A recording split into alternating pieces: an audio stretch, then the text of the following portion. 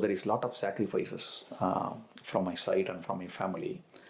What we are trying to do through BINA is that we want to break that one. Right. For example, if people are going to be recognized in the place where they are working, it's not an issue at all. Apart from that, there is another organization called as Florence Nightingale Foundation. Right. They do a lot of courses. Support a lot of courses. They do a lot of courses. What's our vision is that, within the next 2 years, every trust, NHS trust in the country needs to have a BINA ambassador.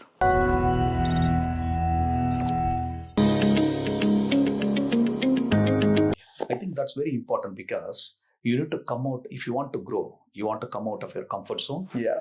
That's very important. For example, if I am in a job, if I am in any role, as soon as I reach my comfort zone, I will start looking for some other job.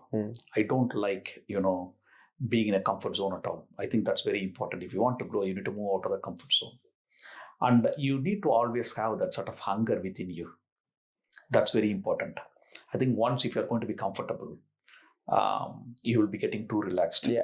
Somehow, I think comfort zone is not my cup of tea.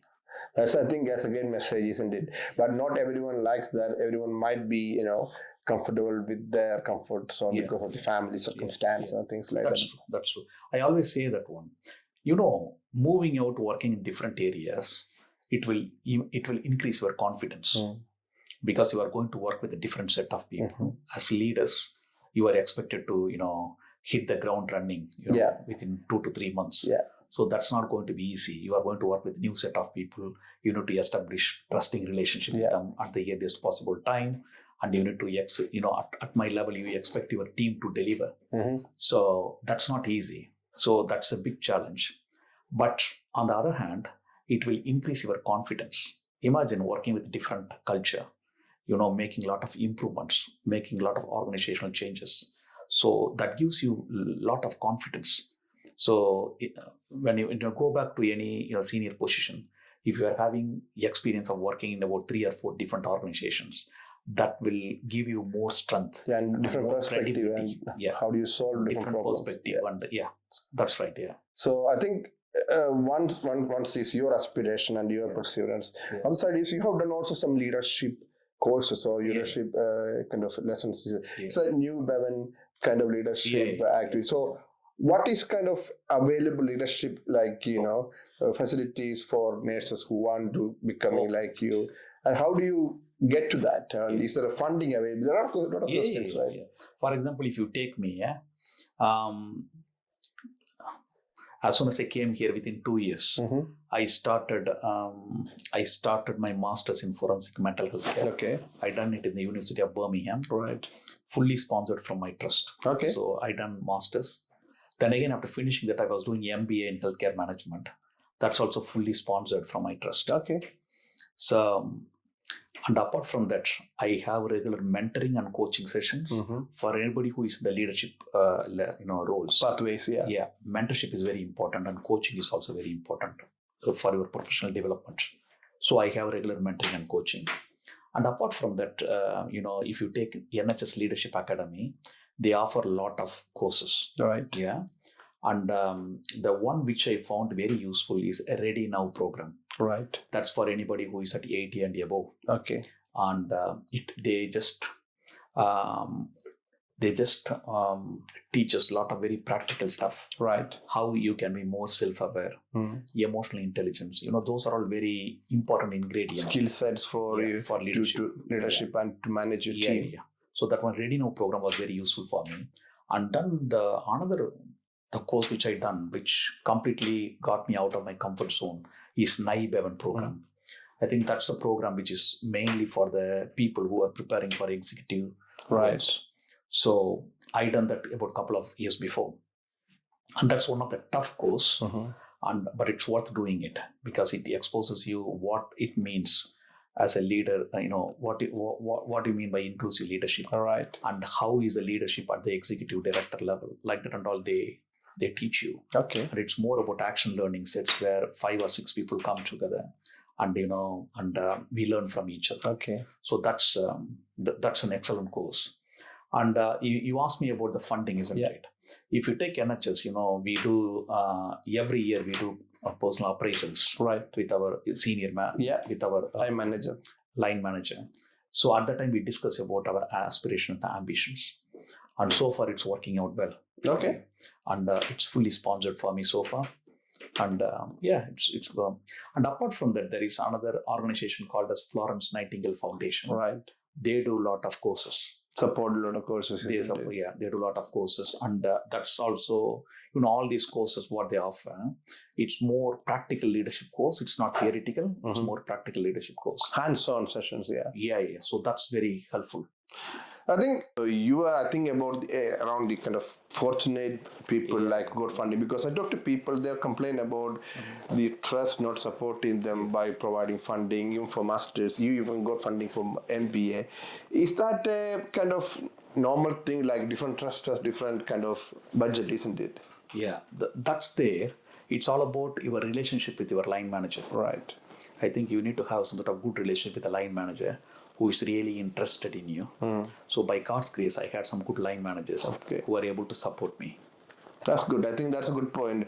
Kind of relatable or kind of set up a rapport with your line manager, and which makes it easier for them to raise the case for release the funding and budget.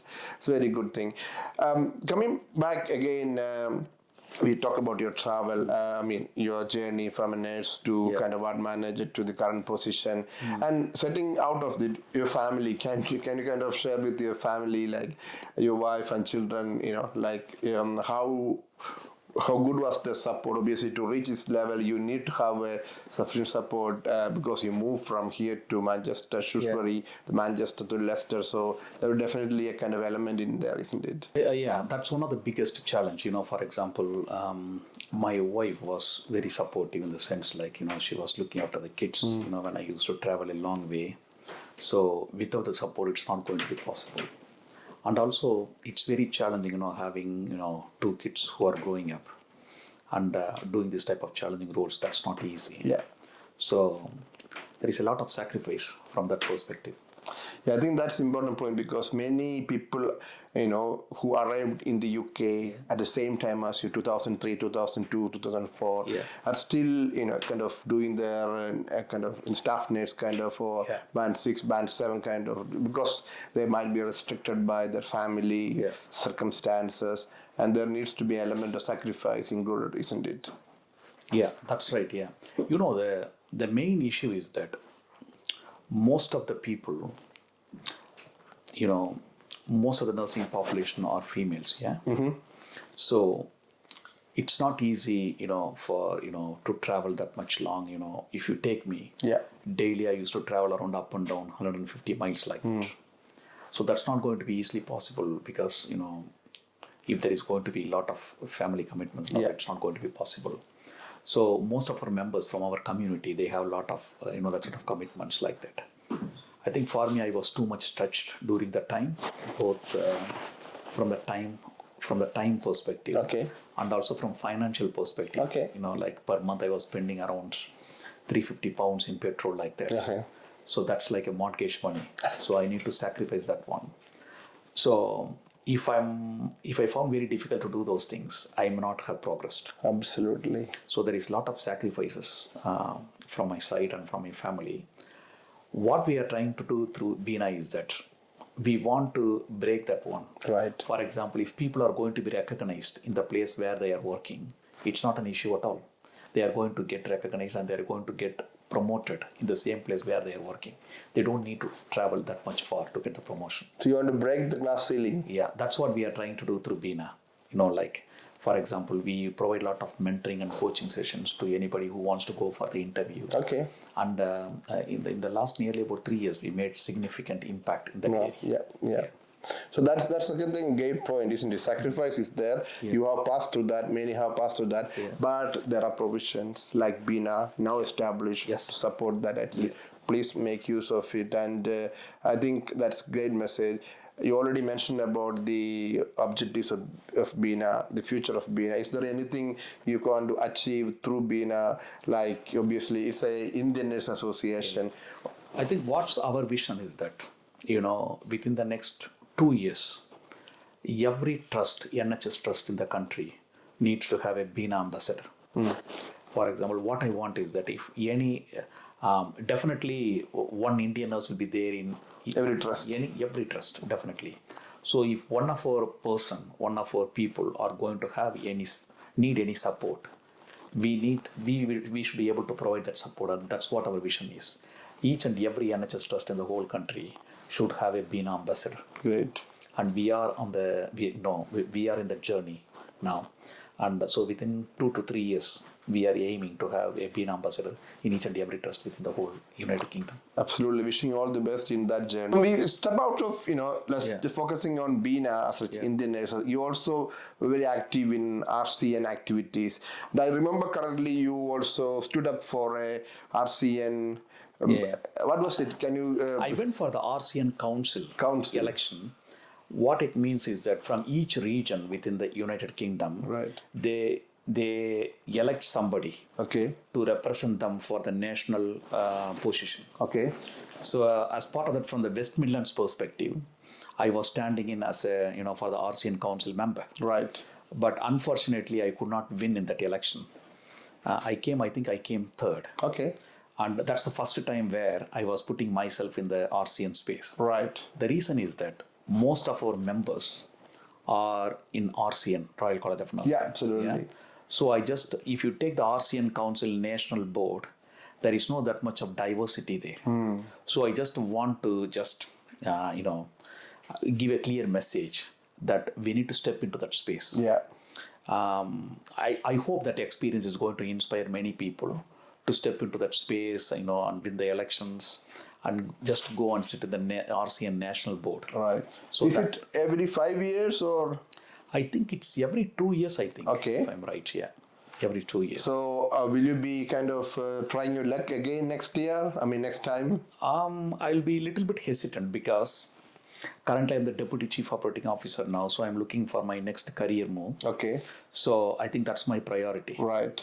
So maybe in the future I may consider future. But obviously your experience in BAME, diversity, all could be very valuable for people, and if you sit in the RCN board, that will be really feed to the decision making and things like that. Yeah, that's right. I think that's why we are, people like us, we want to do.